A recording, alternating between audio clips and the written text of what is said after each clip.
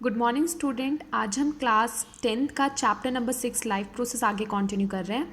आज का सब टॉपिक डिस्कशन का है वो है हमारा एक्सक्रीटरी सिस्टम, क्योंकि हमने प्रीवियस वीडियोस में सब टॉपिक डिस्कस कर लिया था, digestive system, respiratory system and circulatory system. तो आज का जो लास्ट टॉपिक है हमारे सिस्टम का वो कौन सा हमारा एक्सक्रीटरी सिस्टम। तो एक्सक्रीटरी सिस्टम पढ़ने से पहले हम वर्ड समझ लें कि व्हाट इज एक्सक्रीशन। एक्सक्रीशन किसे कहते हैं?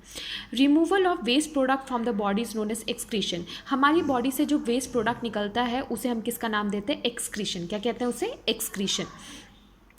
एक्सक्रीशन के लिए हमारे बॉडी के अंदर डिफरेंट टाइप्स के ऑर्गन्स होते हैं जो कि हमारी बॉडी के अंदर डिफरेंट टाइप्स से क्या करते हैं, वेस्ट प्रोडक्ट हमारी बॉडी से बाहर निकालते हैं।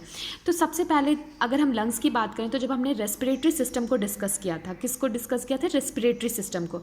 तो जब हमने रेस्पिरेटरी सिस्टम को डिस्कस किया था तो आपने देखा था गैस एक्सचेंज के द्वारा जो आपका जो वेस्ट प्रोडक्ट था वो क्या था? आपका कार्बन डाइऑक्साइड। तो लंग्स के द्वारा किसका रिमूवल हो रहा है? कार्बन डाइऑक्साइड का। इसी तरीके से स्किन है।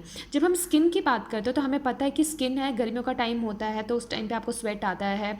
तो जब स्वेट आता है तो उसका मतलब ये कि आपका वेस्ट प्रोडक्ट है, और उस वेस्ट प्रोडक्ट के अंदर सबसे ज़्यादा जो चीज़ें प्रेजेंट होती है वो क्या है? यूरिया। और यूरिया किस फॉर्म में निकलता है? आपके स्वेट के फॉर्म में। और किसके द्वारा? स्किन के द्वारा। थर्ड आते हैं हम लीवर को। जब हम लीवर का डिस्कशन करते हैं तो आपको पता है कि प्रोटीन का डाइजेशन होता है। तो अगर प्रोटीन का डाइजेशन हो तो इसका मतलब ये थोड़ी ना कि पूरा का पूरा प्रोटीन आपका ठीक ही होगा, उसमें कुछ ना कुछ वेस्ट प्रोडक्ट तो रहेगा ही। तो जो वेस्ट प्रोडक्ट है वो कौन से फॉर्म में है? अमोनिया। नेक्स्ट आते हैं जिसे क्या नाम है, फिल्ट्रेशन की यूनिट कहा जाता है। फिल्ट्रेशन कहा जाता है कि कौन सा ऑर्गन है जो फिल्ट्रेशन का काम करता है, वो आपको पता ही है, वो क्या है? आपका किडनी। पर किडनी जो है, किडनी के अंदर जब फिल्ट्रेशन होता है, किडनी के अंदर मिलियंस ऑफ क्या होते हैं उसके स्ट्रक्चर एंड फंक्शन यूनिट, जिसको हम किसका नाम देते हैं? नेफ्रॉन का। और नेफ्रॉन के द्वारा क्या होता है? यूरिन का फॉर्मेशन होता है, फिल्ट्रेशन होता है। फॉर्मेशन होने के बाद जो यूरिन है ये आपका क्या है? Waste product. और इस वेस्ट प्रोडक्ट के अंदर सबसे ज़्यादा क्या प्रेजेंट होता है? यूरिया। क्या होता है? यूरिया।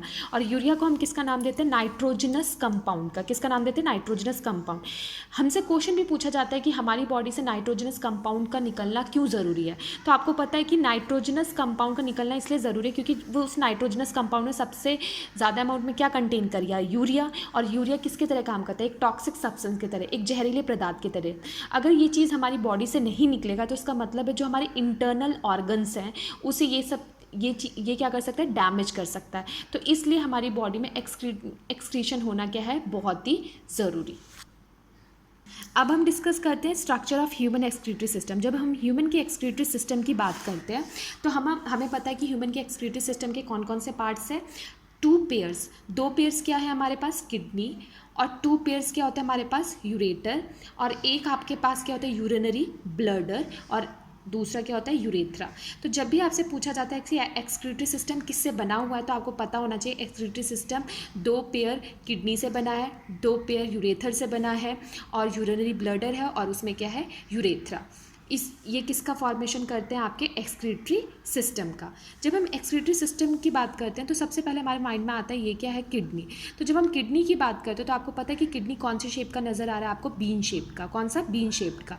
किडनी क्या होती है? बीन शेप की होती है। और वो कौन से कलर की होती है? रेड कलर की होती है। ठीक है, उसे हम किसका नाम देते हैं?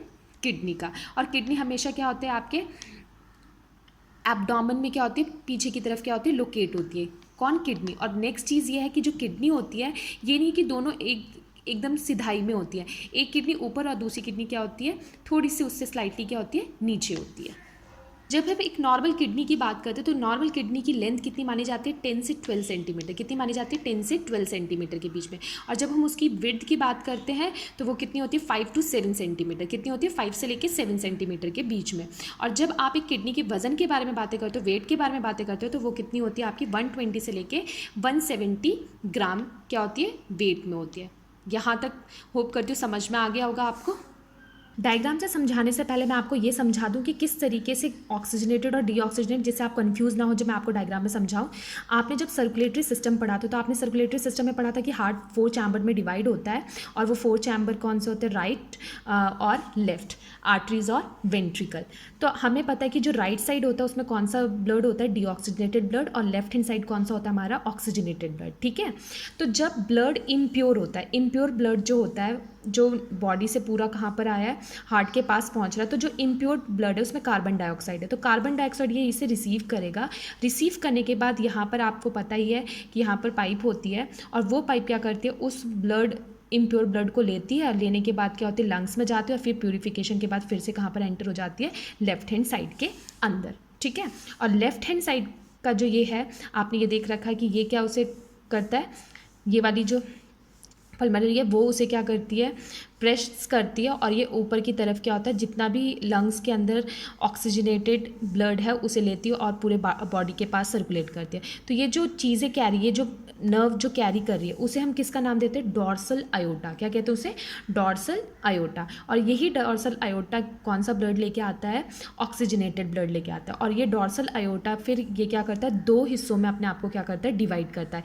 एक का नाम पड़ता है रीनल आर्टरीज और दूसरे का नाम क्या पड़ता है, रीनल वेन्स। क्योंकि जब मैं इस डायग्राम को समझाती तो वहाँ पर रीनल आर्टरीज और रीनल वेन्स है, तो आपको ये नहीं पता चलता कि ये चीज़ एक कहाँ से आई, रीनल आर्टरी का मतलब क्या होता है, रीनल वेन्स का मतलब क्या होता है। तो अब आपको पता चल गया कि जो ब्लड इम्प्योर था हार्ट में वो राइट हैंड साइड गया, फिर उसमें प्रेशर के थ्रू कहाँ गया, वो लंग्स के थ्रू, और फिर वहाँ से क्या हुआ, ऑक्सीजन एंटर हुआ, फिर उसने क्या किया, पाइप को प्रेशर मारा, फिर वो नीचे की, मतलब एक नली होगी जो उसे कहाँ की तरफ लेके आएगी, नीचे की तरफ लेके आएगी, मतलब हार्ट से नीचे पार्ट्स तक लेके आएगी।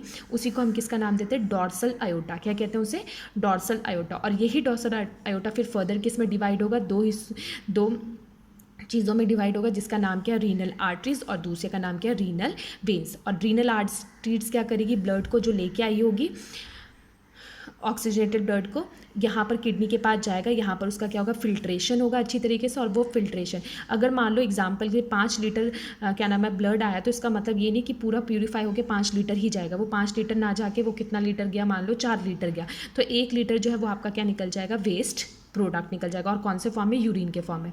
तो रीनल आर्टरीज उसे लेके आएगी, सर्कुलेट होगा, फिर रीनल वेन्स उसे कैरी करेगी और आगे भेज देगी। और बाकी जो वेस्ट प्रोडक्ट होगा वो कहाँ पर जाएगा, आपके यूरेथर के पास, और फिर वो कहाँ पर भेजेगा उसको, यूरिनरी ब्लडर के पास, और फिर यूरिन आपकी बॉडी से क्या हो जाएगा, बाहर। तो अब मैं आपको समझाती हूँ डायग्राम में, जिससे आपको समझ में आ जाएगा। डायग्राम में समझ में आ रहा है। मैंने आपको पहले ही बताया रीनल आर्टरीज क्या है, डॉर्सल आयोटा डिवाइड हो गया 2 हिस्सों में। तो रीनल आर्टरी ने क्या किया, कौन सा ब्लड किया है, ऑक्सीजनेटेड ब्लड, वो आएगा और वो एंटर करेगा किडनी, और फिल्ट्रेशन होगा। फिल्ट्रेशन होने के बाद बाकी रीनल वेन उसे कैरी करके कहाँ लेके चला जाएगा, ऊपर की तरफ। अब किडनी फिल्ट्रेशन का काम करेगी, फिल्ट्रेशन के काम करने के बाद जो इम्प्योरिटीज़ रह जाती है वो लिक्विड फॉर्म में, यूरिन के फॉर्म में क्या होगा, बाहर निकलेगा। तो ये कौन कैरी करके लेके आएगा किडनी से उसे, यूरेथर। कौन कैरी करेगा, यूरेथर। यूरेथर से फिर वो कहाँ पर जाएगा, यूरिनरी ब्लडर में, जहाँ पर वो स्टोर होगा। और फिर ये क्या है, यूरेथ्रा, और इसके पास स्पेंटर मसल्स होते हैं जो कॉन्ट्रैक्शन और रिलैक्सेशन। तो जब तक आप कंट्रोल कर सकते हो तब तक आप यूरिन को कंट्रोल करते हो, और नहीं कंट्रोल कर पाते तो आप बोलते हैं ना, ma'am may I go to washroom. तो इसका मतलब उस टाइम पे आप उसे कंट्रोल नहीं कर पा रहे, और आपके मसल्स आपको क्या कर रहे हैं, इंडिकेशन दे रहे हैं कि वॉशरूम जाना है। तो अब मैं आपको समझा देती हूँ। Renal arteries, it is a blood vessels that carry oxygenated blood from heart to the kidney. It branches of the aorta and travel into the kidney. Or renal waves, they connect the kidney to the vena cava and they carry the blood filtered by the kidney. जो filter किया था blood वो kidney ने filter किया था, वो renal vein उसे carry करके ऊपर पहुंचा देगा। किडनी आपको मैंने बताया बीन शेप्ड का होता है, रेड कलर का होता है, एब्डोमेन के पीछे प्रेजेंट होता है, उसका वेट बता दिया मैंने आपको, उसकी साइज़ बता दी। उसके बाद आप आ जाओ यूरेथर पे। यूरेथर आपको पता है, it is a tube that carry urine from the kidney to the urinary bladder.